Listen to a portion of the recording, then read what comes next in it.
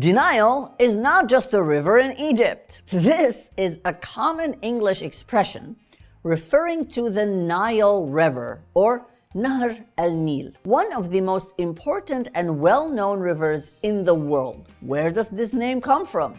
How many countries does it go through?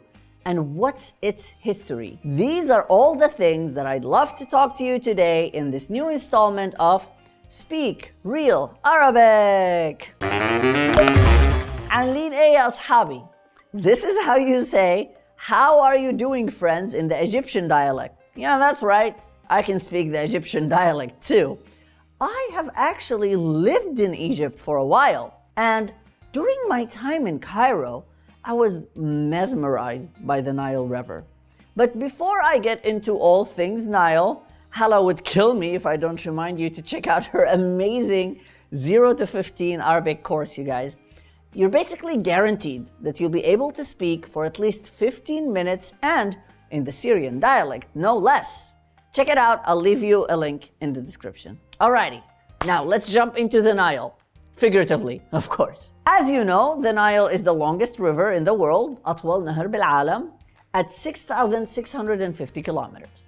However, I did see some people argue that the Amazon River is slightly longer, but that's not for me to argue. So, if you're like me, you probably wonder about random things like, I don't know, how many countries does the Nile pass through? Well, I'm about to list those in both Arabic and English. You ready? Okay, let's do this. Egypt, Masr, Sudan, El Sudan, South Sudan, Janub al-Sudan, Ethiopia, Uganda, Democratic Republic of the Congo, جمهورية الكونغو الديمقراطية, Kenya, Tanzania, Rwanda. And that's 11 countries, you guys. 11 دولة. So, that was awesome, right? Anyways, something else that I wondered about is what is the etymology of the name? Why is it called the Nile? Seems like a strange name. Now, there's a lot of deliberations around this, and I did a lot of research. I'm gonna bring you some of what I found. For example, it is said that the ancient Egyptians, or Al-Masriyun al-Qudama, called it Itro'a in ancient Egyptians, which means the great river. The actual word Nile or Nil, بالعربي we say نهر النيل, is said to come from the Greek Nilos. Others, however, argue that it actually comes from an ancient Phoenician word, or Al-Finiqiyin.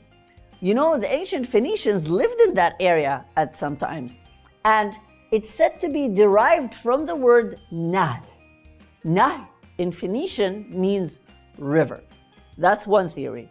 I found another theory that says that the word Nil comes from the Nubian word ne, which means to drink, or ishrab in Nubian. Which one of those is true?